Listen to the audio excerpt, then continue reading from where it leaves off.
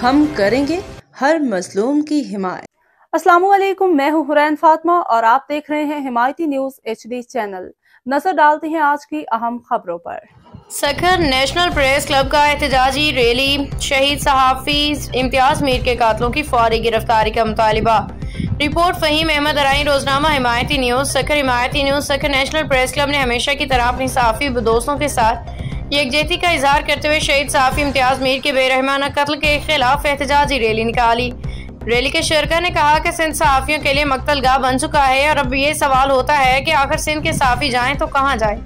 उनका कहना था कि हमारा एक और साथी हमसे छीन लिया गया है, जो सहाफत पे कारी ज़र्ब है। मुकर्रीन ने हुकूमत वक्त से पुरजोर मुतालबा किया है कि शहीद सहाफ़ी इम्तियाज मीर के कातलों को फिलफौर गिरफ्तार किया जाए। सहाफ़ियों को तहफ़्फ़ुज़ फराहम करने के लिए अमली इक़दाम किए जाएँ। रोजनामा हिमायती न्यूज़ भी हुकूमत वक्त से ये मुतालबा दोहराता है कि कातलों के फौरी तौर पर गिरफ्तार करके इंसाफ के कटहरे में लाया जाए।